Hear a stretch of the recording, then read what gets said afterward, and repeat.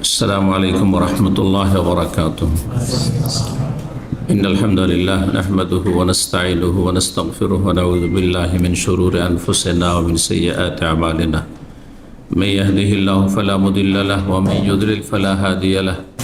وأشهد أن لا إله إلا الله وحده لا شريك له وأشهد أن محمدا عبده ورسوله صلى الله تعالى عليه وعلى آله وصحبه وسلم تسليما كثيرا. يا أيها الذين آمنوا اتقوا الله حق تقاته ولا تموتن إلا وأنتم مسلمون. يا أيها الناس اتقوا ربكم الذي خلقكم من نفس واحدة وخلق منها زوجها وبث منهما رجالا كثيرا ونساء واتقوا الله الذي تساءلون به والأرحام إن الله كان عليكم رقيبا.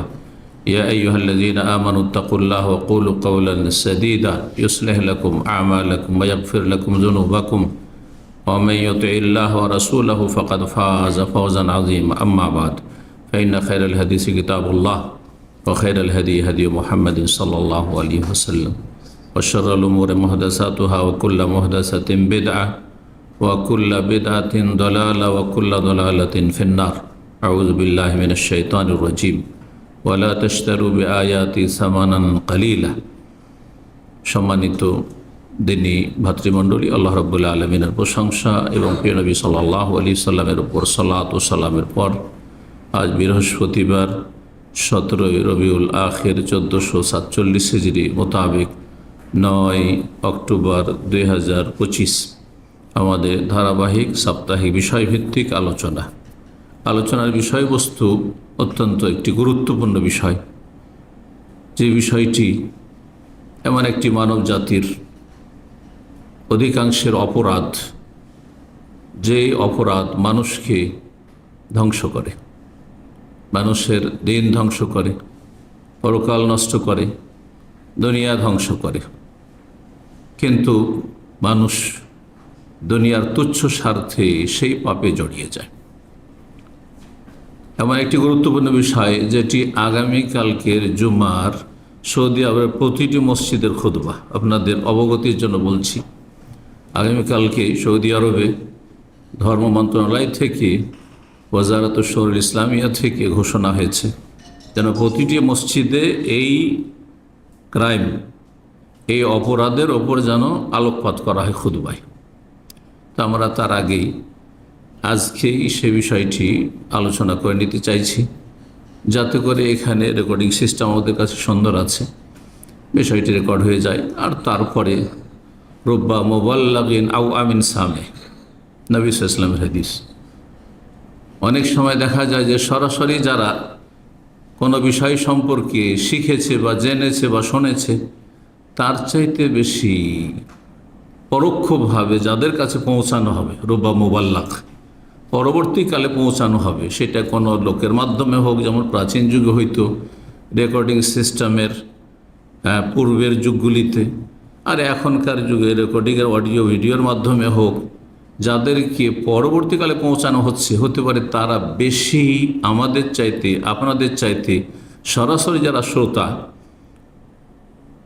উপস্থিতি, তাদের চাইতে বেশি সংরক্ষণ করল, আমল করল, সংশোধন হইল, তারা বেশি লাভবান হইল। নবী সাল্লাল্লাহু আলাইহি ওয়াসাল্লাম, এটি হাদিস, গুরুত্বপূর্ণ একটি হাদিসের অংশ।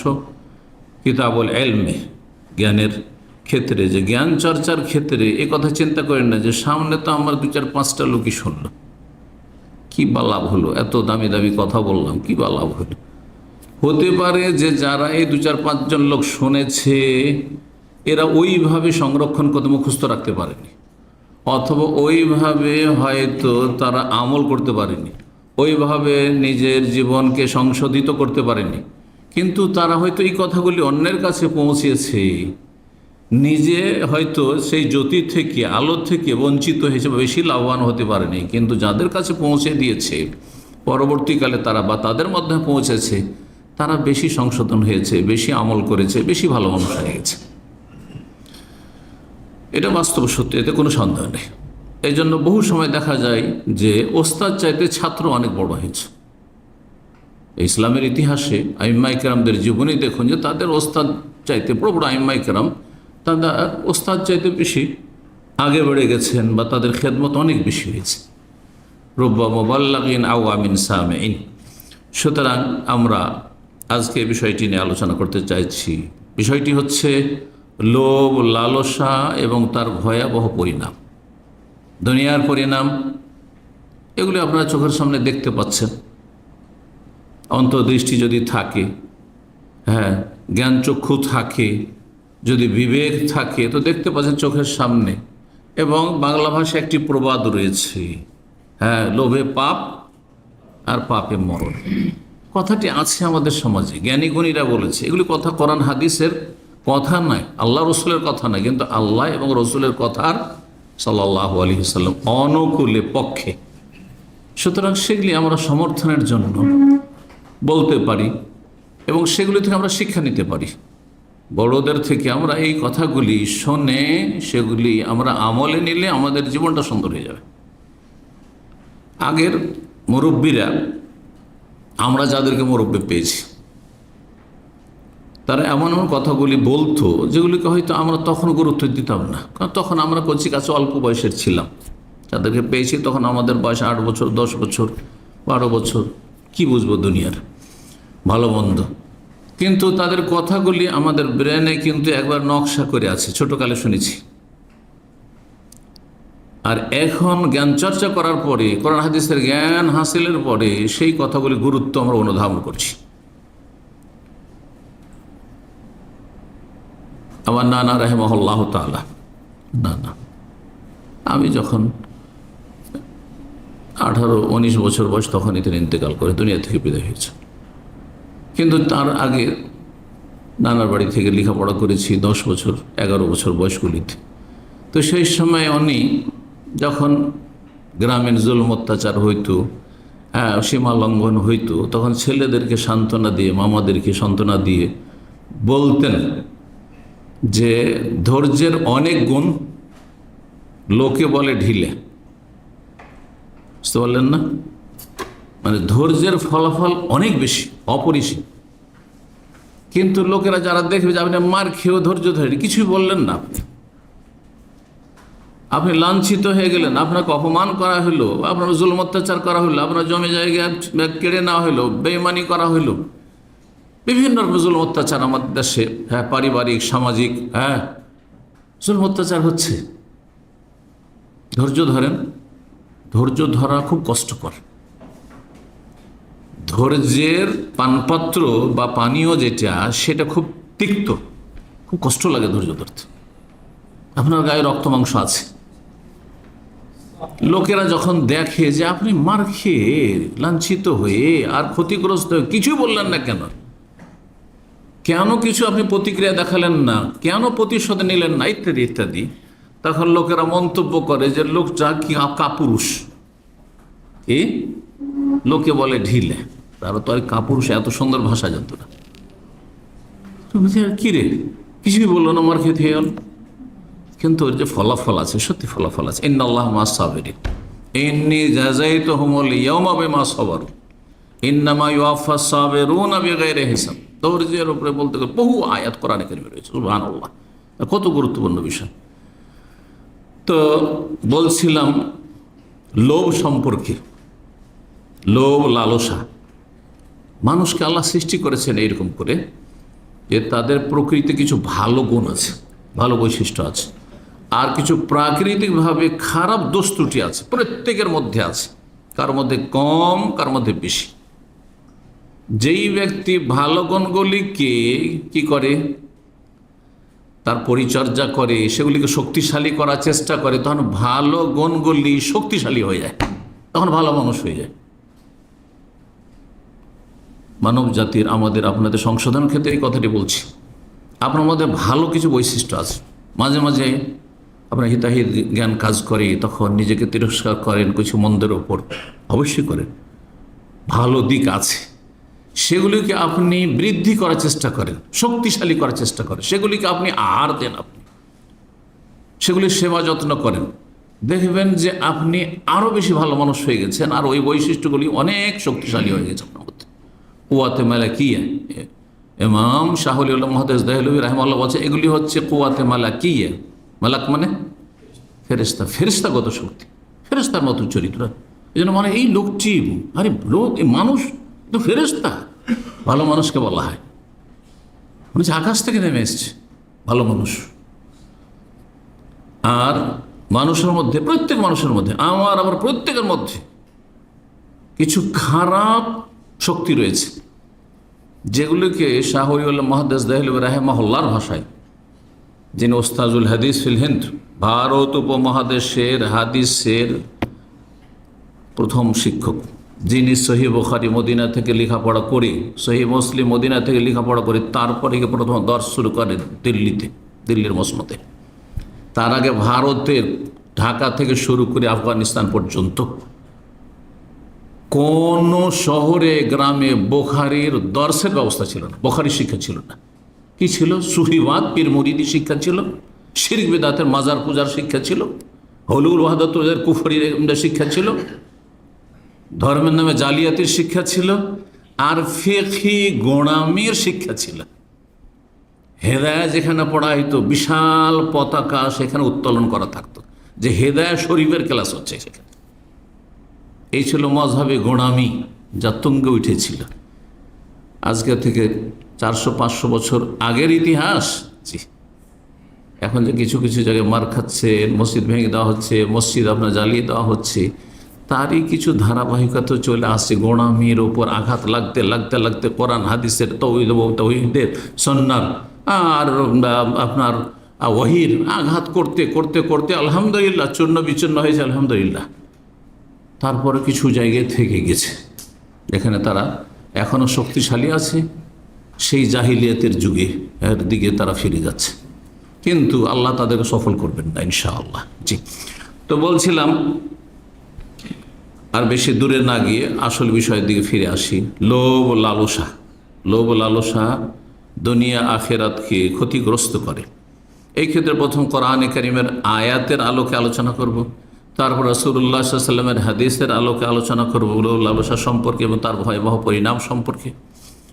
আর তারপরে আলোচনা করব সালাফে সালেহিনদের কিছু উক্তির মাধ্যমে বা আইম্মায়ে কেরামদের উক্তির মাধ্যমে ইনশাআল্লাহ তাআলা।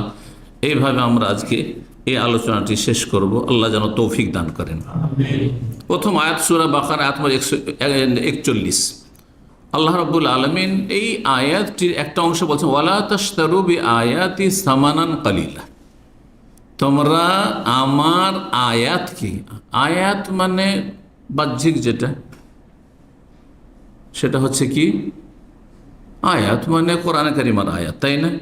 কিন্তু ব্যাপক অর্থে আয়াত মানে বিধিবিধান, আয়াত মানে ইসলামের বিধিবিধান। আর একটি ভাগ আছে যে আয়াতে কৌনি, আয়াতে শরিয়া, সেদিকে যাচ্ছে না, আমি আকীদার দিকে যাচ্ছি না, ওইটা আর একটা ভাগ। কিন্তু বল্লেগু আন্নি ওয়ালাউ আয়া, আমার পক্ষ থেকে একটি আয়াতও যদি জানা থেকে পৌঁছে দাও, মানে শুধু কোরআন আয়াত না, মানে হাদিস পৌঁছাবেন না, হ্যাঁ হাদিস পৌঁছাবেন না। তার মানে এখানে ইসলামের যদি একটি সুস্পষ্ট বিধান জানা থাকে, হুকুম জানা থাকে, পৌঁছে দাও, এটা হচ্ছে উদ্দেশ্য। হুকম মিন আহকামিশ শারআ। তো আল্লাহ বলছেন, ওয়ালা তাশতারু বিআয়াতি সামানান কালিলা, আমার বিধিবিধান হুকুম আহকামের বিনিময়ে তোমরা ক্রয় করিও না সামান্য মূল্য, তুচ্ছ মূল্য, সামান্য কিছু দুনিয়ার স্বার্থ।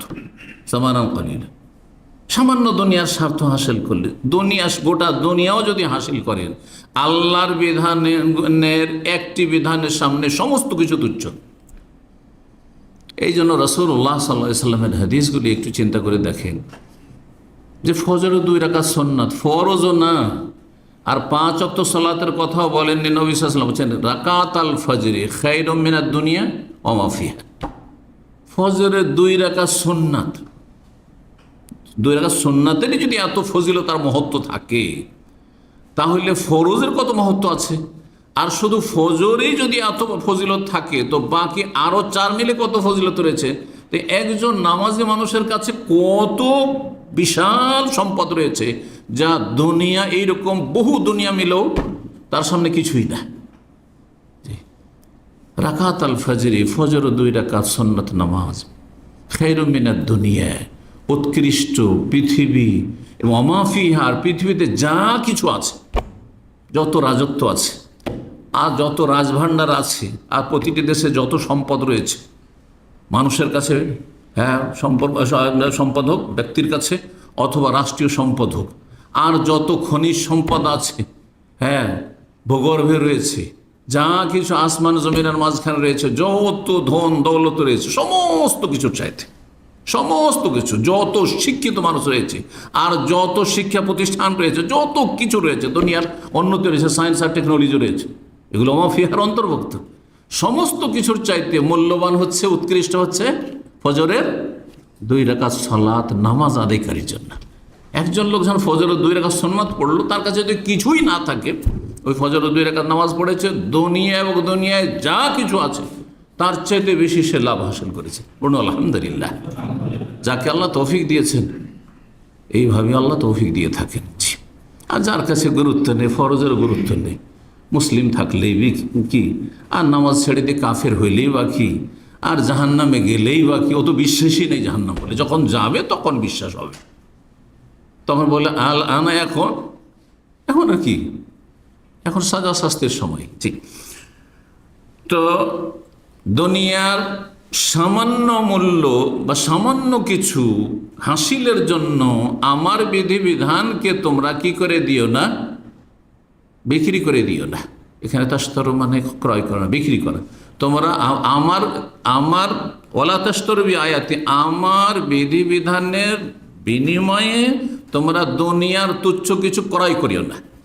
তার মানে দুনিয়া খরিদ করছেন, দুনিয়া হাসিল করছেন আপনি, আর দিনের কোন হুকুম আহকামকে আপনি নষ্ট করছেন। আজকে যারা দুনিয়ার ক্ষমতা যাওয়ার জন্য শিরক করে ফেলছে, শিরকের আস্থানায় গিয়ে ধর্ণা দিচ্ছে, রোজা আর পূজা সমান করে দিয়েছে যারা, তাদের উপরে আয়াত ফিট হয় নাকি বলো তো দেখি? যারা দুনিয়ার স্বার্থে হারাম খেয়ে জাহান্নামে যাচ্ছে, দুনিয়ার স্বার্থে লোভ লালসা সামলাতে না পেরে কত অপরাধে জড়িয়ে যাচ্ছে। অন্যের তো বেঈমানি করেছে, স্বার্থ হাসিল করতে গিয়ে যখন দেখলো যে এটা তো ঝুঁকিপূর্ণ, তখন যে সামনে এসেছে বাধা দেওয়ার জন্য তাকে সরিয়ে দিয়েছে, খুন করেছে। হ্যাঁ, চুরি ডাকাতি ছিনতাই জুলম অত্যাচার সমস্ত কিছু, খুন করা, সব কিছু করতে পারে। লোভ লালসা এমন একটি অপরাধ যা বহু অপরাধে মানুষকে জড়িয়ে দেয়। লোভ লালসার কারণে আজকে যতগুলি খুন হচ্ছে, আর যত জুলম অত্যাচার হচ্ছে, আর যত বেঈমানি আত্মসাৎ হচ্ছে, আর যত মানুষ টাকা পয়সা ধার নিয়ে দিচ্ছে না, উধাও হয়ে যাচ্ছে, হ্যাঁ ইত্যাদি ইত্যাদি যা কিছু করছে। বিদেশে প্রবাসে যারা থাকেন, জমি জায়গায় কিনে রেখে দেন, দেখবেন দু চার বছর পর গেলে আর খুঁজেই পাবেন না। এটা হচ্ছে ইন্ডিয়া, বাংলাদেশ, পাকিস্তানের অবস্থা। আমি যেই দেশ সম্পর্কে জানি সেই দেশ সম্পর্কে বললো, বাকি আল্লাহর জমিন সারা দুনিয়াতে জানি না কোথায় কি অবস্থা আছে।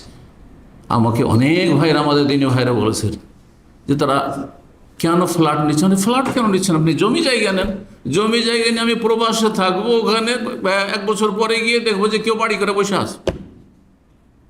আমি যদি আইনের জোরে তাকে সেখান থেকে যদি সরাই, তাহলে আমার ছেলে মেয়ে সবাই খুন হয়ে যাবে তাদের হাতে। তাহলে আমি এই জমি নিয়ে করবোটাকে? আল্লাহ আমাকে অনেক ভাইরা বলেছে এই কথা, যারা ভুক্তভোগী তারা বলেছে। এর পিছনে কারণটা কি? এই লোভ লালসা। লোভ লালসা, হালাল হারামের কোনো পার্থক্য নেই। জান্নাত জাহান্নাম কোথায় যাব কোনো চিন্তা নেই, কোনো চিন্তা নেই।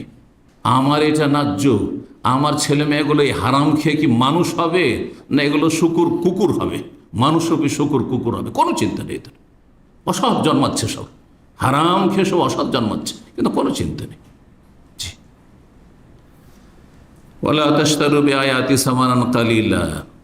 এই আয়াত সম্পর্কে, আয়াত কেন এই আয়াত দিয়ে শুরু করলাম, এই আয়াত সম্পর্কে প্রখ্যাত 2জন তাবী, ইমাম সুদ্দি এবং ইমাম কাতাদা রাহিমাহুমুল্লাহ, তারা বলছেন আস-সামানুল কালিল হোনা আত-তামা দুনিয়াউইয়া জাইল। দুনিয়ার লোভ লালসা, পার্থিব লোভ লালসাই হচ্ছে দুনিয়ার সামান্য মূল্য, মানে সামান্য স্বার্থ। এই তুচ্ছ স্বার্থের জন্য, এই লোভ লালসার কারণে আপনি ইসলামকে পরিত্যাগ করছেন, আপনি হ্যাঁ হারামে আপনি লিপ্ত হয়ে যাচ্ছেন, আপনি জাহান্নামে চলে যাচ্ছেন, আপনি কিন্তু পরোয়া করছেন না, আপনি নিজের স্বার্থ পুরা করার জন্য। লোভ লালসাই হচ্ছে নিজের স্বার্থ। আজকাল অধিকাংশ মানুষ আগে স্বার্থ দেখে, যে কোনখানে আমি খরচ করলে আমার স্বার্থ আছে, কার সাথে চলাফেরা করলে স্বার্থ আছে, কাকে খাওয়ালে আমার স্বার্থ আছে, হ্যাঁ, কার সাথে দিনে রাতে 14 বার টেলিফোন করলে স্বার্থ আছে। আর যদি স্বার্থ না থাকে, পার্থিব স্বার্থ, আখিরাতের স্বার্থের কথা বলছেন, আখিরাতের স্বার্থ তো কোরআন হাদিসের আলোকে আপনাকে আল্লাহর নেক বান্দাদের সাথে আপনার সম্পর্ক হবে, ভালো মানুষের সাথে সম্পর্ক হবে, আত্মীয়দের হক আদায় করতে হবে, বাপ মা থেকে শুরু করতে হবে, স্ত্রী ছেলে মেয়েকে শুরু করতে হবে, হ্যাঁ, নিকট আত্মীয় থেকে শুরু করতে হবে। কিন্তু এই মাপকাঠি কি আজকাল আছে? অধিকাংশ মানুষকে দেখবেন আপনি ভালো করে সমাজকে স্টাডি করে, যে নিকট আত্মীয়দের সাথে সম্পর্ক খারাপ। আজকাল কাদেরকে নিয়ে চলাফেরা করে? পরলোকদেরকে নিয়ে চলাফেরা করে। আল্লাহ নেক বান্দা আলেম ওলামাকে নিয়ে না না না না, তাদের সাথে সম্পর্ক রাখাতে কি পাবে? কি পাবে? তাদের কাছে এলেম আছে, দিয়ে হবে কি? আমার পয়সার দরকার, আমার স্বার্থ প্রয়োজন। এ তুচ্ছ লোভ লালসা স্বার্থই হচ্ছে সামানুন কালিল, যেমন প্রখ্যাত তাবেঈগণ বলেছেন। দ্বিতীয় আয়াত সূরা সাদের আয়াত নম্বর 24, তাতে আল্লাহ রাব্বুল বলেছেন যে স্বার্থ মানুষকে জুলম, অত্যাচার এবং সীমা লঙ্ঘনে লিপ্ত করে। যখন মানুষের লোভ লালসা বৃদ্ধি পায়, তখন মানুষ সীমা লঙ্ঘন করে, জুলম অত্যাচার করে, পরের হক নষ্ট করে, বেঈমানি আত্মসাৎ করে। আর আমানত দিলেন, আপনি ব্যবসা বাণিজ্য পার্টনার করলেন, আপনাকে শুধু লসই দেখাচ্ছে, কারণ হিসাব নিকাশ তার হাতে। আপনি বাইরে থেকে টাকা পয়সা হয়তো দিয়ে রেখেছেন, আর খুব বিশ্বাস করেছেন এসব দিনী ভাই, এই দাড়ি দেখে বিশ্বাস। আজকাল দিনী ভাইয়েরাও ধোঁকা দিচ্ছেন, বিশেষ করে দিনী ভাইদের কথা বলছি, দুনিয়াবি ভাইদের কথা বলে লাভ নেই, কারণ ওরা তো আগেই বেমান হয়ে গেছে। হ্যাঁ, যারা আল্লাহর হক নষ্ট করে, মানুষের হক নষ্ট করাটা কোনো ব্যাপার না। হ্যাঁ, যে বেনামাজি, যার রবের সাথে সম্পর্ক নেই, সে সবই খেয়ে নিতে পারে আপনার। কিন্তু সমস্যা হচ্ছে যে আমার দিনী সার্কেলের ভাইয়েরাও যখন দুনিয়ার স্বার্থের বিষয় আসছে, তখন আর লোভ সামলাতে পারছে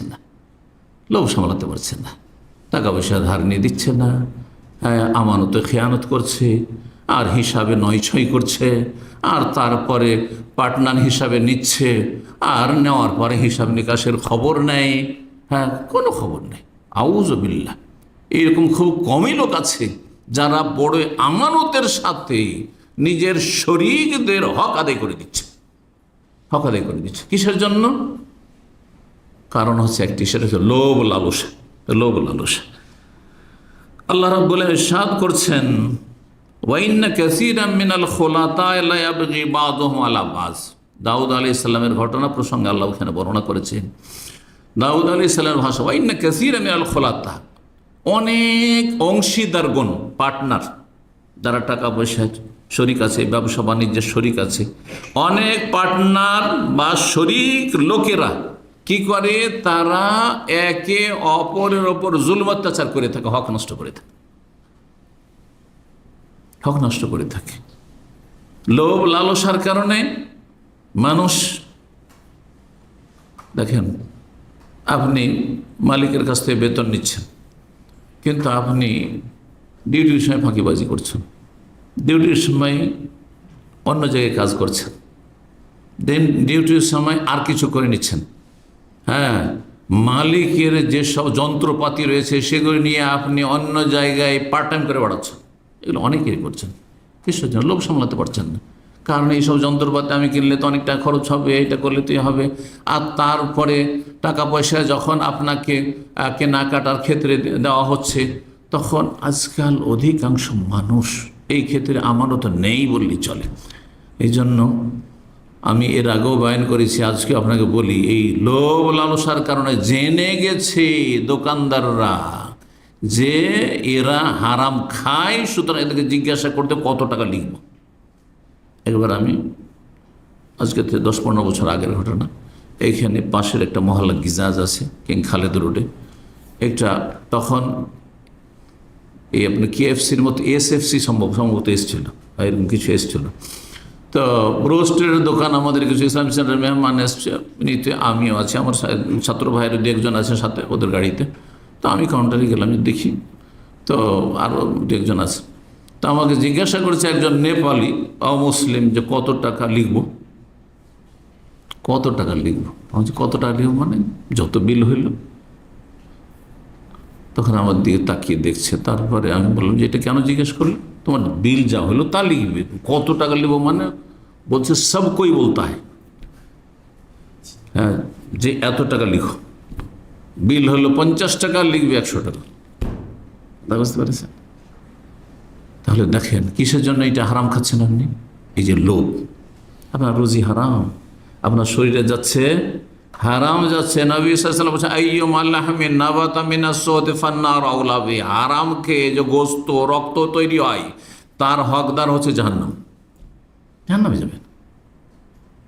এটা তো হইল আপনার রক্ত মাংস থেকে আপনার নুতফা বীর্য, আর এই বীর্য থেকে আপনার ছেলে মেয়ে জন্মাবে। হারাম খেয়ে যে নুতফা বীর্য তৈরি হবে তা দিয়ে কি নেক সন্তান হবে? আর এই ইনকাম, হারাম ইনকাম আপনি ছেলে মেয়েকে খাওয়াবেন, তারা কি আর ভালো মানুষ হবে? কখনো ভালো মানুষ হবে না। এই জন্য ভালো হয় না, আজকাল অধিকাংশ ছেলেরা খারাপ। এর পিছনে দোষ হচ্ছে বাপ মায়ের, বিশেষ করে বাবার দোষ, যে রোজগার করছেন, হারাম খাওয়াচ্ছেন ছেলে মেয়েদেরকে। কারণ ওই যে লোভ সামলাইতে পারেননি, লোভ সামলাইতে পারেননি। আল্লাহ বোঝার তৌফিক দান করেন। তো এই আয়াতে আল্লাহ বলছেন যে অনেক অংশীদারগণ কি করে থাকে, লোভের কারণে একজন আর একজনের ওপর জুলম অত্যাচার করে থাকে, হক নষ্ট করে থাকে। শুধু টাকা পয়সার ক্ষেত্রে নাই, যেমনটা এর আগে ইঙ্গিত করলাম যে মানুষ লোভ সামলাতে না পেরে সরিয়ে দিল। দুই বোন শুধু আছে, বাবার দুটো মেয়ে, বড় পয়সাওয়ালা মানুষ, বর্তমান এই সময়কার ঘটনা। শিক্ষিত ফ্যামিলি, একজন একবারে স্পেশালিস্ট ডাক্তার, দুই বোনের। এক বোন আর এক বোনকে জাদু করে তাকে মেরে ফেলার চেষ্টা করছে। আল্লাহ, আমার কাছে এই অভিযোগ বারবার সে যে ডাক্তার অভিযোগ করছে যে এইরকম করছে, আমি করবোটা কি? আমার বিয়ে হইতে দিচ্ছে না, আমাকে মেরে ফেলার চেষ্টা করা হচ্ছে, প্রতিদিন আমি জাদু কিছু না কিছু আমার রুমে পাই। এই অবস্থা কিসের জন্য? যাতে করে একাই ধন সম্পদ, বাবা মায়ের ধন সম্পদ একাই নিয়ে যেতে পারে। এমন ইতিহাস শোনা গেছে যে বাবাকে ক্ষমতা থেকে সরিয়ে দেওয়ার জন্য, এই স্ত্রীকে বা স্বামীকে ক্ষমতা থেকে সরিয়ে দেওয়ার জন্য খুন করাচ্ছে বা খুন করছে। দেশে যেসব নেতারা একই দলের, হ্যাঁ একই বাতিল মতবাদে বিশ্বাসী, হ্যাঁ একই রাজনৈতিক দলের, তারপরেও একজনকে হ্যাঁ নিজে সেই জায়গাটা দখল করার জন্য জীবন থেকে সরিয়ে দিচ্ছে। শুধু সেই জায়গা থেকে না, সেই দল থেকে না, জীবন থেকে সরিয়ে দিচ্ছে, তাহলে সে দুনিয়া থেকে সরিয়ে দিচ্ছে। এসব কিসের জন্য হচ্ছে? একমাত্র লোভ লালসা। তো লোভ লালসা বহু অপরাধে মানুষকে জড়িয়ে দেয়। 3 নম্বর যে পয়েন্টটি এখানে কোরআনে কারীমের আয়াত, সূরা নিসা আয়াত নম্বর 29, লোভ লালসা মানুষকে হারামখোর বানিয়ে দেয়। কথা প্রসঙ্গে চলে এসছে, আয়াত এখন বলি। রব্বুল আলামিন ইরশাদ করি, ইয়া আইয়ুহাল্লাযীনা আমানু, হে ঈমানদার, লা তাকুলু আমওয়ালাকুম বাইনাকুম বিল বাতিল, তোমরা তোমাদের ধন সম্পদ, একজনের ধন সম্পদ আর একজন হারাম পন্থায়, অবৈধ পন্থায়, বাতিল পন্থায় খেও না, ভক্ষণ করিও না। লা তাকুলু আমওয়ালাকুম বাইনাকুম, তোমরা আপোষে একজন আর একজনের ধন সম্পদ হারাম অবৈধ পন্থায় ভক্ষণ করিও না। ইল্লা আন তাকুনা তিজারাতান আন তারাযিম মিনকুম, তবে ব্যবসা বাণিজ্য যদি হয় আর পরস্পর সম্মত, ব্যবসা তো জবরদস্তি চলবে না। একজন লোক আপনার কাছে বিক্রি করতে চায় না, তাই বিক্রি কর, জমি করছে, অনেকে করছে, বড় বড় পয়সাওয়ালারা কোন একটা প্রজেক্ট তৈরি করবে। চায়ের বাগান এলাকার আমি গল্প শুনেছি, কারণ চায়ের বাগান এলাকা আমার পরিচিত বেশ কিছু লোক আছে, আসাম, সিলেট, এইসব এলাকায়, কারণ সারা পৃথিবীতে আলহামদুলিল্লাহ আমাদের দিনী ভাইরা আছেন। বলছে যে গরিবের কোনো স্থান নেই, 2-4 বিঘা জমি আছে আপনার, আর যাদের 100 বিঘা, 200 বিঘা, 500 বিঘা জমি আছে, জবরদস্তি এই জমিটা বিক্রি করে দেয়, ইচ্ছা মতো রেট ধরলো, তারা পয়সা নেবে না, তোকে সরিয়ে দেবো, তোর জমিও কেড়ে নেব, দুনিয়া থেকে সরিয়ে দেবে, আর জমি তোকে দিতে হবে, পয়সা নেয় আর না নেয়। জি, হারাম পন্থায় ভক্ষণ করা। জি, এরকম বহু নজির রয়েছে, বহু নজির রয়েছে। এইরকম ব্যবসা বাণিজ্যের ক্ষেত্রে কর্মচারীরা রয়েছে, টাকা পয়সার আমানতের ক্ষেত্রে হারাম পন্থে খাচ্ছে। ব্যবসা বাণিজ্যের ক্ষেত্রে সম্মতি থাকতে হবে। আপনি কোনো কিছু বিক্রি করছেন, আপনি যদি বলে যান না এই রেটের কমে আমি দেব না, বা এটা আমি দেব না, এটা দেবো, এটা দেব না, আপনার অধিকার না যে এইটাই নেব আমি।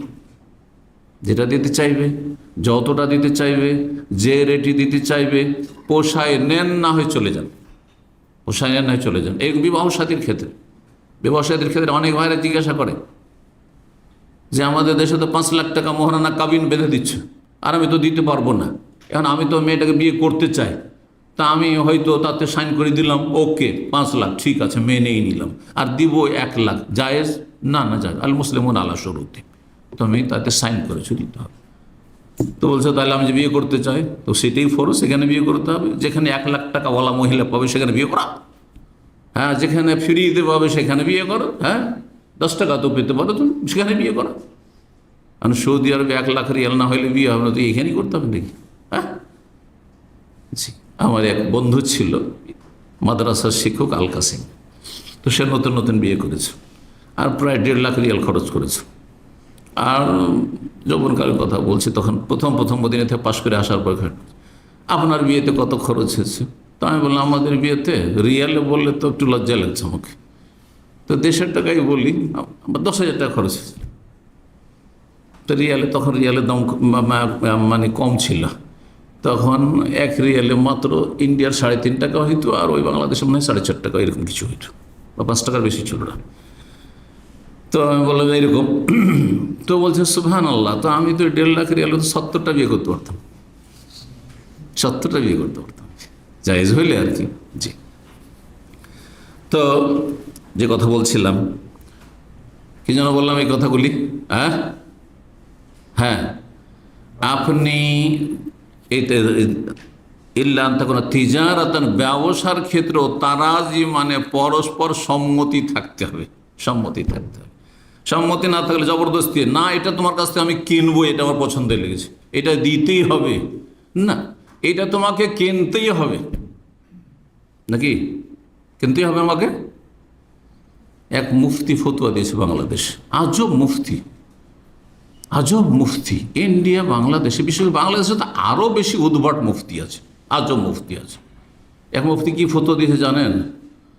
ফতুয়া দিয়েছে যে 20,000 টাকার মাছ বিক্রি হতে এসছে বাজারে, আর আপনি ধনী মানুষ, আপনার পকেটে 20,000 টাকা আছে, আর তারপরে আপনি কিনলেন না, চলে আসলেন মার্কেট থেকে, আর সে মাছটা সরে গেল, হ্যাঁ কেউ কিনলো না, আপনাকে সোজা জাহান্নাম।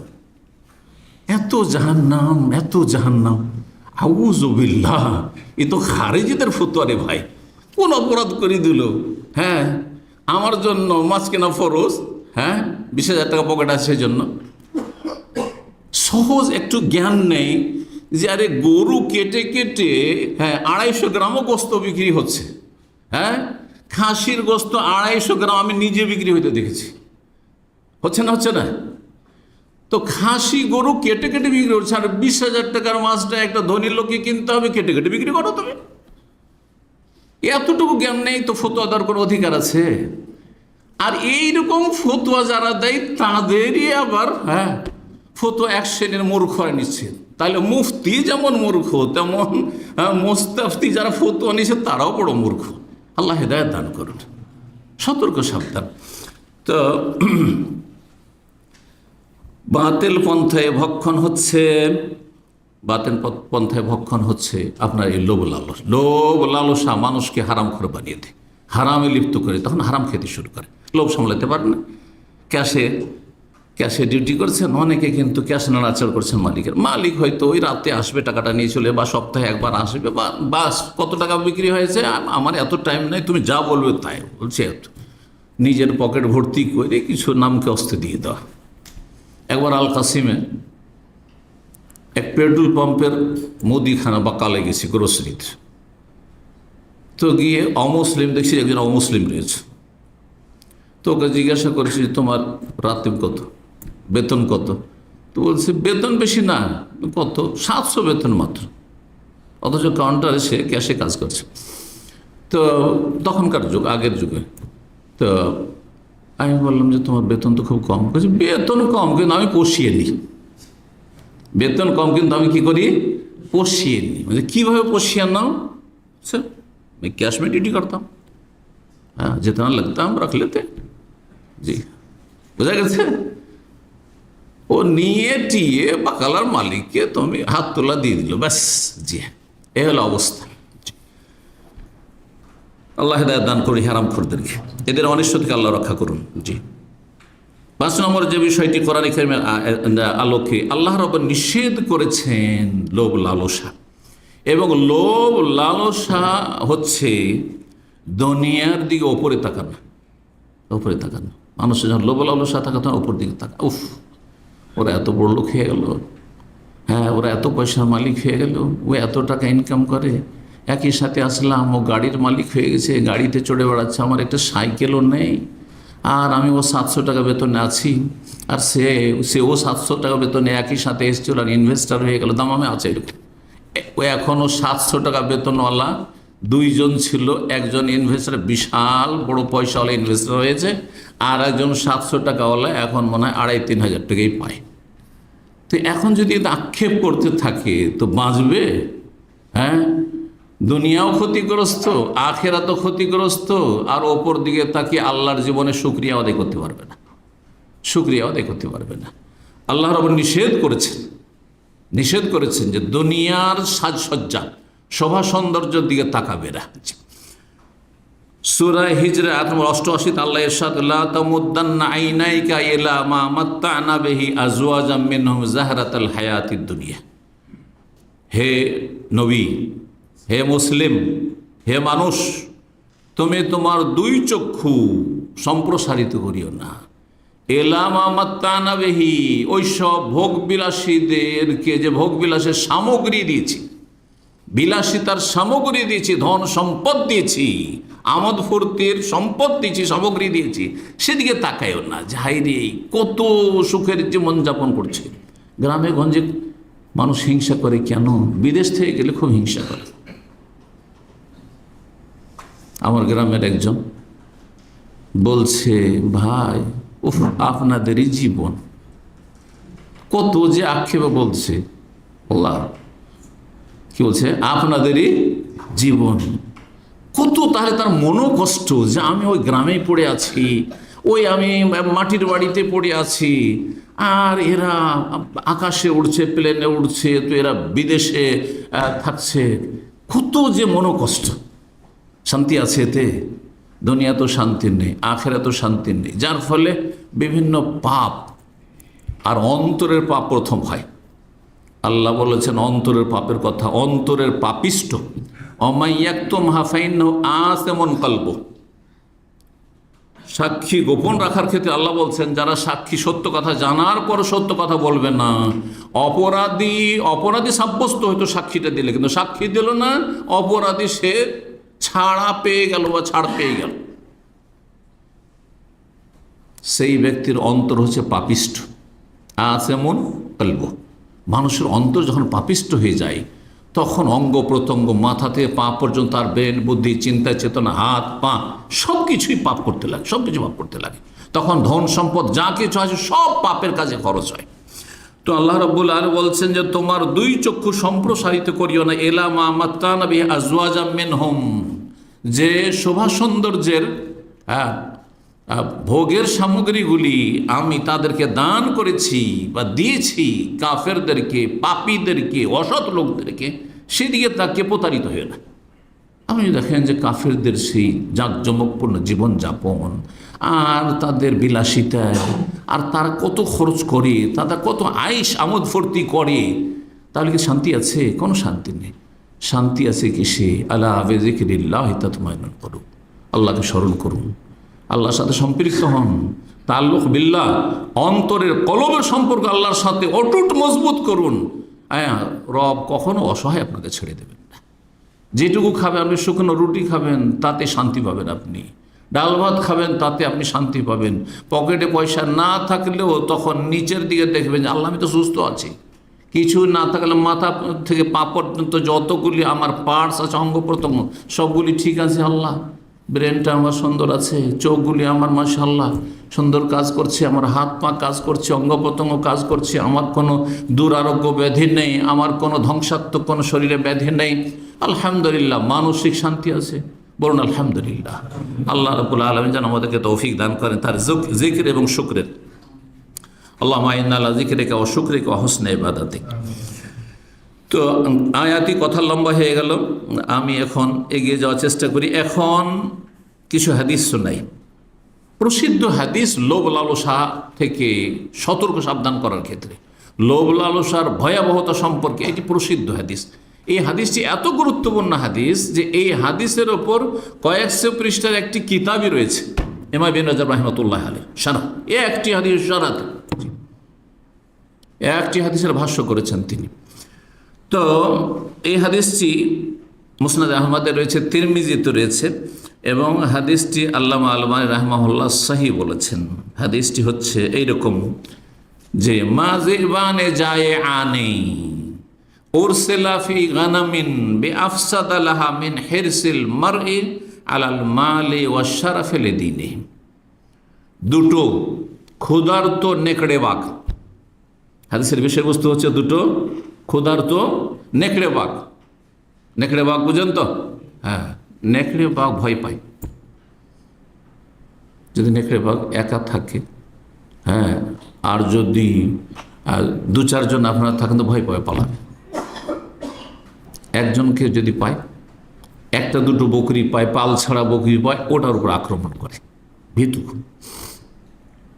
দুটো ক্ষুধার্ত, এক তো নেকড়ে বাঘ হিংস্র পশু, তারপরে ক্ষুধার্ত আছে, হ্যাঁ, খিদার জ্বালায় ছটফট করছে। আর সেই ক্ষুধার্ত দুটো নেকড়ে বাঘকে যদি বকরির পালে ছেড়ে দেওয়া হয়, উরসিলা ফি গানামিন, বকরির পালে, আসল আহার তার গোস্ত, এই দুটো নেকড়ে বাঘ কি করতে পারে চিন্তা করুন তো দেখি। হ্যাঁ, কতগুলি বকরির, হ্যাঁ, আপনার সর্বনাশ করবে, কোনোটাকে মেরে ফেলবে আর কোনোটাকে জখম করবে, হ্যাঁ, আহত করবে। দুটো ক্ষুধার্ত নেকড়ে বাঘকে কোনো বকরির পালে যদি ছেড়ে দেওয়া হয়, যতটা সেই বকরির পালের ক্ষয়ক্ষতি করবে তার চাইতে বেশি ধ্বংসাত্মক হচ্ছে, ক্ষয়ক্ষতি বা ভয়াবহ হচ্ছে মানুষের লোভ লালসা। মেন হিরসিল মারই আলাল মালে ওয়া শারাফি লিদিনিহি। লোভ লালসা, কিসের লোভ লালসা? পয়সার লোভ লালসা আর মান সম্মান, নেতৃত্ব, ক্ষমতার লোভ লালসা। দুনিয়াতে যতগুলি ঘটনা ঘটছে খুনের, এর পিছনে যদি একটা গবেষণা করা যায়, জরিপ চালানো যায়, তো দেখবেন যে কয়েকটি কারণে মানুষ খুন হয়ে থাকে। তার একটি হচ্ছে ক্ষমতা, একটি হচ্ছে পয়সা, আর একটি হচ্ছে নারী। আমি চিন্তা করে দেখেছি, নারী সংক্রান্ত খুন, আর না হলে পয়সার কারণ, পয়সার স্বার্থে খুন, কেউ কাউকে খুন করেছে, আর না হলে নেতৃত্বের স্বার্থে, মান সম্মানের স্বার্থে, ক্ষমতার স্বার্থে, এইসব স্বার্থগুলি। এর ভিন্ন বাইরে তেমন কিছু পাবেন না। ভাই ভাই ঝগড়া কিসের জন্য? জমি জায়গা নিয়ে ঝগড়া। হ্যাঁ, আত্মীয় স্বজনদের সাথে, চাচাদের সাথে সম্পর্ক খারাপ কেন? জমি জায়গার জন্য। পাড়া প্রতিবেশীর সাথে ঝগড়া কিসের জন্য? ওই গরু ছাগল নিয়ে না ঝগড়া, আপনার দুনিয়ার স্বার্থ নেই, কিছু নেই। অথবা পার্টি নিয়ে নেতৃত্বের জন্য, ওরাকে যেতে দেবো না, আমরা যাব ক্ষমতায়, সেই জন্য। অথবা নারী সংক্রান্ত কোনো সমস্যা রয়েছে। তো রাসূলুল্লাহ সাল্লাল্লাহু আলাইহি ওয়াসাল্লাম এখানে দুটো কথা, একটা নেতৃত্বের ফিতনার কথা বলেছেন, আর কিসের কথা? নেতৃত্বের লোভ লালসা, আর একটি হচ্ছে পয়সার লোভ লালসা। পয়সার কারণে মানুষ, অধিকাংশ লোকে ঈমান হারিয়ে দিচ্ছে, আমানত হারিয়ে দিচ্ছে। এদিকে সহিহ আকীদা, এদিকে 5 ওয়াক্ত নামাজও পড়ে, হ্যাঁ, মুখে মাশাআল্লাহ দাড়িও রাখে, কিন্তু দেখা যাচ্ছে টাকা পয়সার আমানতের ক্ষেত্রে আমানত ঠিক নেই তার। কারণ পয়সার ক্ষেত্রে লোভ সামলাতে পারছে না, লোভ সামলাতে পারছে না, হারামে জড়িয়ে যাচ্ছে। এখানকার একটি ঘটনা, কেসাসের ঘটনা। কাতিফ কোর্টে এই তর্জমা হয়েছিল। আর ঘটনাটি আনাকের ছিল, আনাক অথবা সিহাতের। আর আমি সরাসরি কেসাসের দিন যখন কেসাস হচ্ছে তখন সেখানে অনুবাদক হিসেবে হাজির ছিলাম। শেখ একজন খুব আমাকে ভালোবাসতেন, পছন্দ করতেন, আমার মহল্লাতে ওনার বাড়ি। তো সেই শেখ বললেন যে আপনাকে আসতে হবে, আর ওইয়ের দিন কেসাসের দিনও আসতে হবে, কারণ ওকে কলমা পড়াইতে হবে, ওকে তওবা পাঠ করাইতে হবে, আর কেসাস ছাড়া কোনো উপায় নেই। কিসের জন্য কেসাস? মাত্র 2000 টাকা বাকি ছিল। একজন খবিস, সেও খবিস, 2000 রিয়াল এই গরিব পাবে, তাকে দিত না। যখনই চাইতো টাকাটা বাকি আছে, কাজ করা তার কাজ শেষ হয়ে গেছে, যখনই চাইতো তখন তাকে মারধর করতো, লাঞ্ছিত তো করতো, মারতো। এই একবার মারটার খেতে খেতে এই 2000 টাকার জন্য একদিন সে করলো কি, তাকে বললো যে একটু কাজ আছে, তার সাথে একটু খাতির জমাইল, একটু কাজ আছে, তোমাকে নিয়ে একটু ওই মাজরার দিকে যেতে হবে, ওই কাতিফের মাজরার দিকে। তারপরে মাজরার দিকে নিয়ে গেছে, আর যাওয়ার পরে তাকে বলছে টাকা দেওয়া খান, তো ওর বলছে টাকা দেবো না। তারপরে গাড়ি চালা অবস্থায় ধস্তাধস্তি করেছে। এই ধস্তাধস্তি করতে করতে তারপরে গাড়ি থামিয়ে দিয়ে ও ছুরি মেরে ওকে মেরে ফেলেছে। যখন ফেলে দিয়েছে, ঘায়ল করে দিয়েছে, তারপরে দেখলো যে ঘায়ল তো করেই দিলাম আর টাকা তো পেলাম না, তখন ওকে জবাই করে দিয়েছে, আল্লাহ জবাই করে দিয়েছে। ছেলেটি অশিক্ষিত যে খনি। তো তারপরে সে 3 দিন সে জঙ্গলে লুকিয়েছিল কোথাও গিয়ে, কিন্তু সৌদি আরবে অপরাধী বাঁচতে পারে না, ধরা খেয়ে যায়। 3 দিন লুকিয়ে থেকে এদিক সেদিক করে জঙ্গল পালাতে পারলে তারপরে বাঁচতে পারি, ধরা পড়েছে। মোট কথা সম্ভবত জবাই লেগে ধরা পড়েছিল। তো যাই হোক, আর তারপরে তার উপর কেসাস বাস্তবায়ন করা হইল। তো শেখ কাজী যিনি ছিলেন উনি আমাকে বললেন যে ওকে বলো যে দেখো মাত্র 2000 রিয়াল, যদি নাও দিত আল্লাহ তোমাকে কত কিছু দিয়ে দিত হয়তো, একটু সবর করলে, মাত্র 2000 টাকার জন্য 2000 রিয়াল, তোমার প্রাণ যাচ্ছে এখন, কারণ তুমি খুন করে দিয়েছো। আল্লাহ বলছেন কুতিবা আলাইকুমুল কিসাসু ফিল কাতলা, খুনের শাস্তি হচ্ছে কিসাস, হত্যার বদল হত্যা। আর তার পরিবারের লোকেরা ক্ষমা করেনি। জি, তো বলছিলাম যে ভয়াবহ পরিণাম, দুনিয়ার ভয়াবহ পরিণাম দেখেন কটা পয়সার জন্য, এর চাইতে কম দেশে সামান্য স্বার্থের জন্য অনেক সময় 3 পয়সা চাঁদা চাইতে গেছে। আজকাল চাঁদাবাজি খুব চলছে, আগে যা চাঁদাবাজি চলতো তার চাইতে কম চলে না। আল্লাহ হেফাজত, এই নৈশ্য থেকে, এই জালেমদের জুলম থেকে আল্লাহ হেফাজত করুন। এগুলো মানুষের পাপের কারণে এই জালেমদেরকে আল্লাহ চাপিয়ে দিয়েছেন। আল্লাহ জালেমদেরকে দূর করুন, জালেমদের অনিষ্টকে দূর করুন, জালেমদের অনিষ্টতে জালেমকে ধ্বংস করুন বলে আলেম। তো চাঁদা চাইছে, জীবন বাঁচানোর জন্য চাঁদা দিয়ে দিলে হয়তো জীবনটা বেঁচে গেল, কিন্তু অনেকে ভাবছে চাঁদা দেবো না, ও কি দিল খুন করে। অথবা চাঁদা চাইতে 3টা পয়সা চাঁদা চাইতে এসেছিল, ও ভাবতে পারেনি যে আমি খুন হয়ে যাব, আর লোকের গণপিটুনিতে সেই শেষ হয়ে গেল। হচ্ছে না। কারণটা কি? কারণ হচ্ছে লোভ লালস, আত্মা লোভ লালস, যেই পক্ষতে হোক না কেন। তো রাসূলুল্লাহ সাল্লাল্লাহু আলাইহি ওয়াসাল্লাম বলছেন যে 2টো ক্ষুধার্ত নেকড়ে বাঘ যদি বকরির পালে ছেড়ে দেওয়া হয়, এত বেশি ধ্বংসাত্মক হবে না সেই বকরির পালের জন্য, বকরিগুলির জন্য, আর সেগুলির ক্ষয়ক্ষতি করতে পারে যতটা মানুষের ক্ষতি করে বা একজন মুসলিমের ক্ষতি করে ধন সম্পদের লোভ লালসা আর নেতৃত্বের ক্ষমতার লোভ লালসা। ক্ষমতার লড়াই প্রতিদিন মানুষ হতাহত হইতে আছে। পয়সার স্বার্থে মানুষ বিভিন্ন দিক থেকে জুলম অত্যাচারের শিকার হচ্ছে, কেউ আর কেউ জালেম হচ্ছে। আল্লাহ সমস্ত অনিষ্ট থেকে আমাদের হেফাজত করুন, সমস্ত ফিতনা থেকে হেফাজত করুন।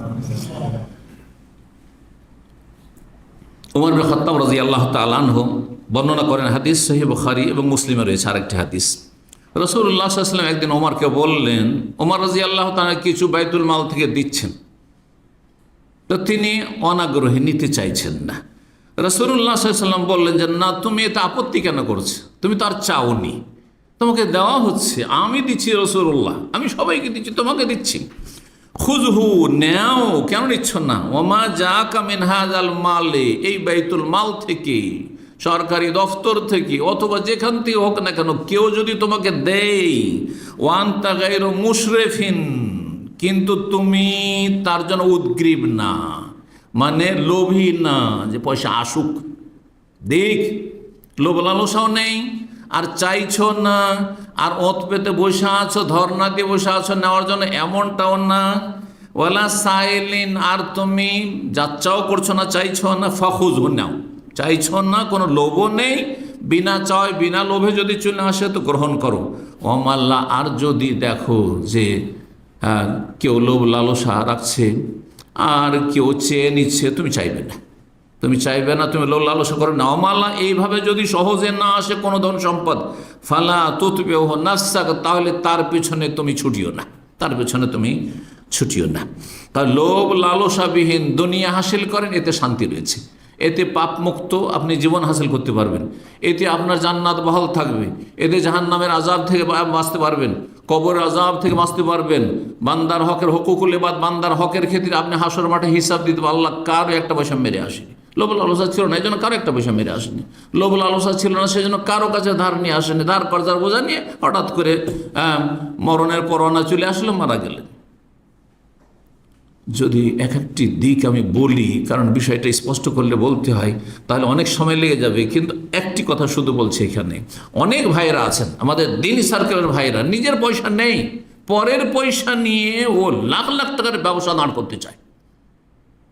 একবার আমি দেশে ছুটিতে আছি, আর এক খুব কাছের দিনী ভাই আমাদের, ওর বড় আকাঙ্ক্ষা যে এতদিন তো চাকরি বাকরি করলে এখন ব্যবসা করব, একটা দোকান বিক্রি হচ্ছে, তো সে দোকানটা কিনবে, রেডিমেড দোকান আছে, সব কিছু আছে, মাল সামান আছে, আমি কিনব।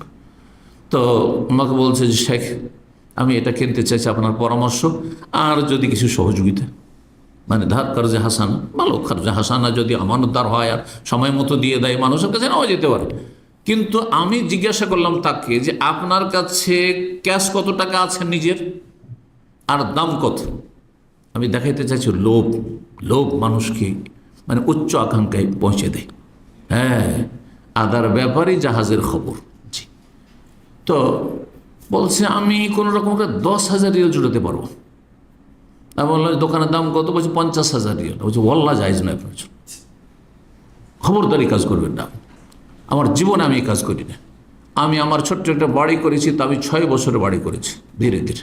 আমি ইচ্ছা করলে 1 মাসের মধ্যে বাড়ি করতে পারতাম, যদি কারো কাছে ধার নিতাম। 1 মাসের বাড়ি করতে পারবো ধার চাইলে।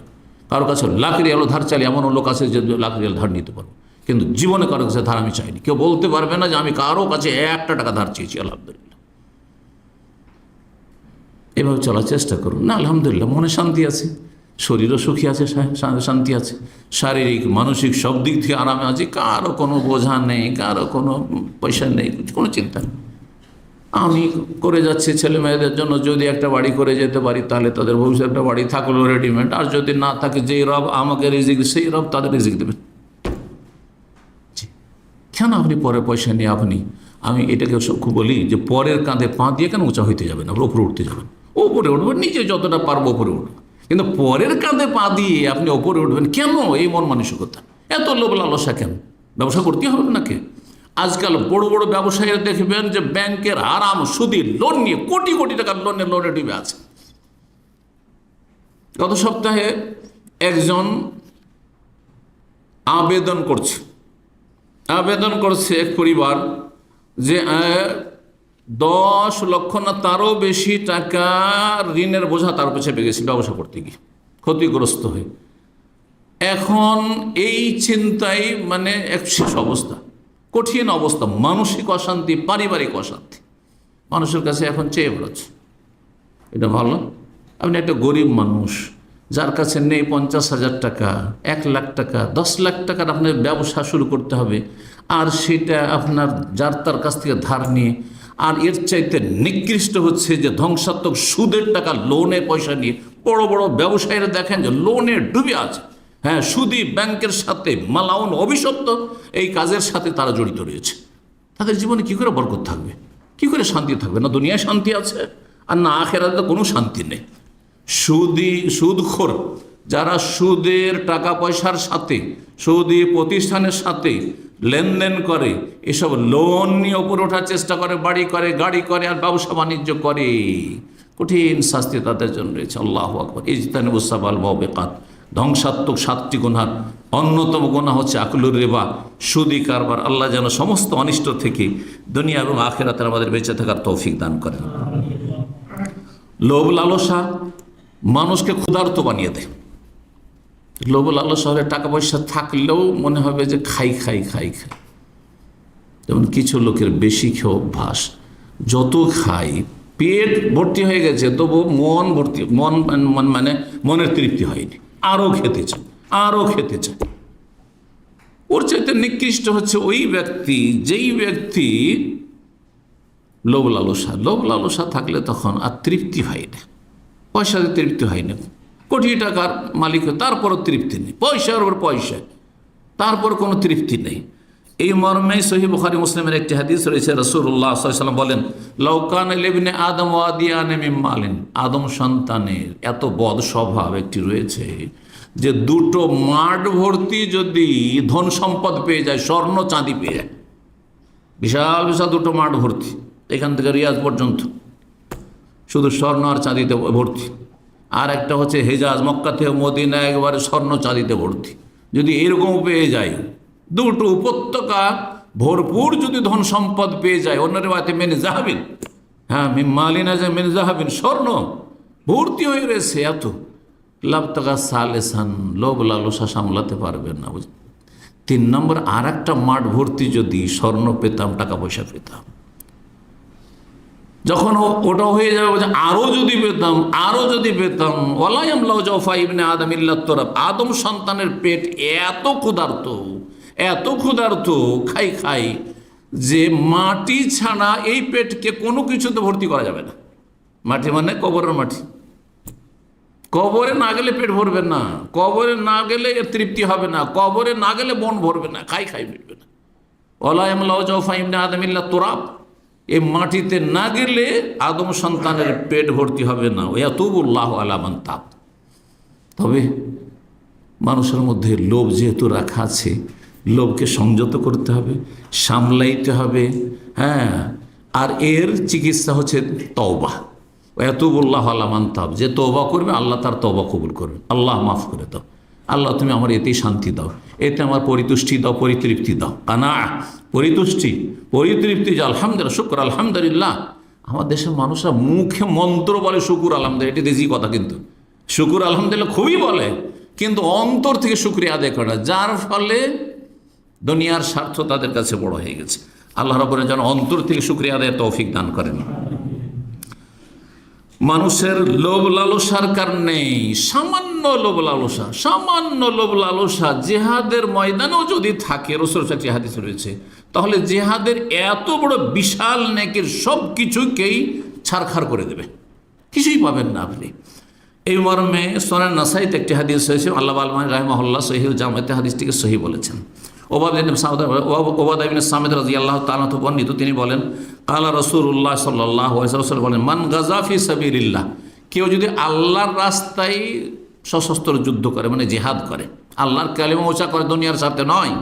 ওয়ালাম ইয়ানবি ইল্লা ইকালান, গিয়েছে আল্লাহর রাস্তায় কিন্তু তুচ্ছ একটি স্বার্থ, বেশি বড় স্বার্থ ছিল না, একটা রশি ওর স্বার্থ ছিল, যে কিছু তো নিলাম না, এই রশিটা নিয়ে যাই, কাজে লাগবে। অনেকে হালকা জিনিসকে খুব হালকা মনে করেন। কোম্পানিতে কাজ করেন, টিবয়ের কাজ করছেন, টিস্যুর মালিক আপনি, কারণ টিবয় কোনো জিনিসের মালিক টিবয় থাকে, বড় মদিরা ওগুলোর মালিক নয়, তাই না? আছে তো টিস্যু, হ্যাঁ, গাদার টিস্যু রাখা আছে, তারপরে চা কফি সব কিছু চিনি অমুক তমুক এগুলো রাখা আছে, ধরেন সাজ সরঞ্জাম রাখা আছে। ও মনে করে যে এখানে তো খাচ্ছি আর খাওয়াচ্ছি, প্রতিদিন কিছু করে বেঁধে নিয়ে যায়, বাড়িতে নিয়ে যায়। অনেকের বদ স্বভাব আছে, এই লোভ লালসার কারণেও হারাম খাচ্ছে। আপনি ওই কফিটা যখন অফিসে খেললেন তখন হালাল, কিন্তু বাসায় নিয়ে গিয়ে যখন খেলেন তখন হারাম হয়ে গেল। কোন চিন্তা করেছেন এগুলো? চিন্তা করুন তো দেখি। আপনাকে এখানে খেতে দেয়, খাওয়ার জন্য রাখা আছে, কিন্তু এইটা আপনি বাসায় নিয়ে গিয়ে খাওয়াবেন অথবা আপনার বন্ধু মহলকে খাওয়াবেন, এটার অনুমতি কোথায় আছে? এই ক্ষেত্রে দেখতে হবে যে কতজনকে খাওয়াবার আপনার অনুমতি আছে। 1-2 জন কেউ আসলে হয়তো, কিন্তু আপনি ডেইলি 10 জন করে বলে দিয়েছেন যে এইখানে কফি আর চায়ের অভাব নাই, ডেইলি চলে আসবেন সন্ধ্যাবেলা, বন্ধু মহল আর খাওয়াচ্ছেন, যাই যাবে? কখনো না। তো কেউ যদি আল্লাহ রাস্তায় জিহাদ করে কিন্তু সেখানে গিয়ে একটা সামান্য তুচ্ছ স্বার্থ চলে যে এই রশিটা আমানতে জমা করবো না বাইতুল মালে, হ্যাঁ আমিরের কাছে, সেনাপ্রধানের কাছে, বরং এটা আমি নিয়ে যাই। অনেকে এরকম কাজ করে। ফালাহু মা নাওয়া, যেই নিয়তে গেছে সেটাই পাবে, দুনিয়া পাবে, আখিরাতে কিছুই পাবে না, অথচ জিহাদ ফি সাবিলিল্লাহ সে গিয়েছে।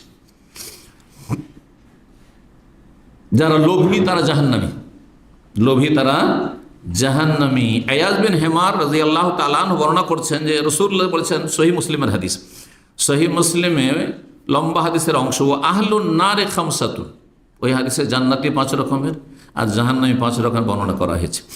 তো জাহান্নামী হচ্ছে 5 রকমের, তার এক রকমের জাহান্নামী হচ্ছে ওয়াল খায়েন, বিশ্বাসঘাতক, খেয়ানতকারী, বেঈমান, যে টাকা পয়সার বেঈমানি করে, যে আত্মসাৎ করে, যে নয় ছয় করে, খেয়ানতকারী। আল্লাযী লা ইয়াখফা লাহু তামাউন, তার লোভ সামলাতে পারে না।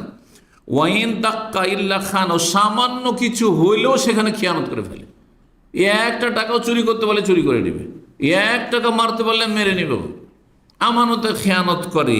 এ হচ্ছে জাহান্নাম। লোভ মানুষকে খেয়ানতে নিয়ে যায় টেনে, খেয়ানতের পাপে, আত্মসাতের পাপে, আর আত্মসাতের পাপ তখন জাহান্নামে নিয়ে যায়। এই হাদিস রাসূলুল্লাহ সাল্লাল্লাহু আলাইহি ওয়াসাল্লাম সহিহ মুসলিমের হাদিস। হাদিস বয়ান করলাম, কয়েকটি আয়াত বয়ান করলাম, এখন কিছু সালাফে সালেহিনের উক্তি, ওলামাদের উক্তি বর্ণনা করি। আর সময় আমাদের হয়ে গেছে, সুতরাং আমি সংক্ষেপ করি। ওমর ইবনে খাত্তাব রাদিয়াল্লাহু তাআলা আনহু থেকে একটি উক্তি বর্ণনা করি। তিনি বলছেন, আত্তামা ও ফাকরুন, লোভ লালসা হচ্ছে দারিদ্র। যার মনে লোভ বেশি সে অভাবী, থেকেও অভাবী, আছে তারপর অভাবী, ছোট লোকই তার ঘুচবে না। জি। ওয়াফিল ইয়াসে গেনা আল গেনা, আর যদি আপনি অন্যের অমুখাপেক্ষী হয়ে যান, যে না ওর কাছে পাবো না, বা কারোর কাছে আমি পাবো না, দুনিয়াতে কারোর সাথে আমার কোনো স্বার্থ নেই, তাহলে এইটা হচ্ছে আপনার অন্তরে সচ্ছলতা।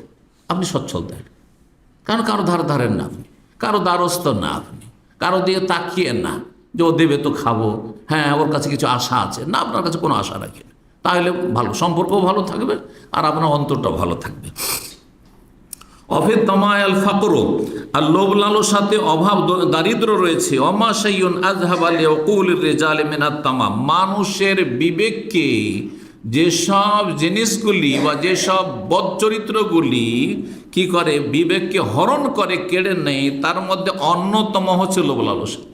মানুষ যখন লোভী হয়ে যায় তখন বিবেকহীন হয়ে যায়, হিতাহিত জ্ঞান থাকে না। আপনি নিজেরটাকে সেভ করছেন না, পরেরটা কেন খরচ করছেন? আপনি নিজেরটাকে খুব ভালো করে যত্ন করছেন, পরেরটা কেন যত্ন করছেন না? অনেক ভাইদের নিজের পার্সোনাল গাড়ি আছে আর কোম্পানির গাড়ি, যখন কোম্পানির গাড়ি চালায় তখন তার সাথে দুর্ব্যবহার করে, হ্যাঁ, অথবা তার সাথে আচরণ আলাদা, সেটার যত্ন নেয় অযত্ন, আর নিজেটার যত্নের শেষ নেই। এটা কেমন? তার মানে আপনার মধ্যে কি রয়েছে? স্বার্থ, লোভ। জি, এটা নিজের আর ওটা পরের না।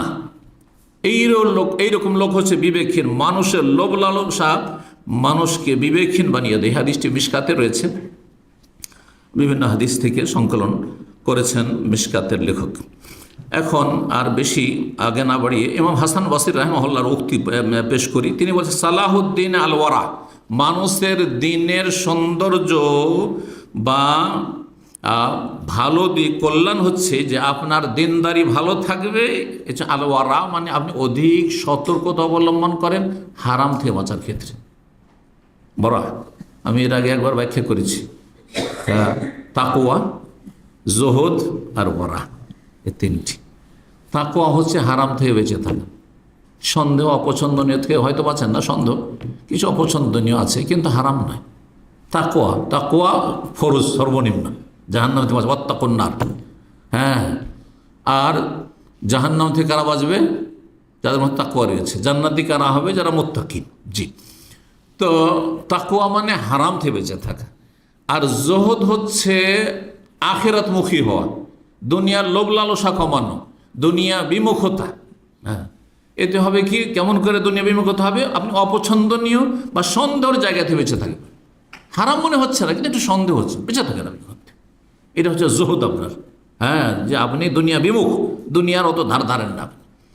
আর ওরা হচ্ছে যে আপনি এর ঊর্ধ্বে, আপনি জায়েজ হওয়ার সম্ভাবনা বেশি রয়েছে, কিন্তু সামান্য একটু হয়তো যেটা বলা হচ্ছে উত্তমের খেলাপ করতে হচ্ছে, উত্তমের খেলাপ না করে উত্তমটা করা। একটা হচ্ছে জায়েজ আর একটা হচ্ছে উত্তম। উত্তমটা করা হচ্ছে ওয়ারা, এত অধিক সতর্কতা।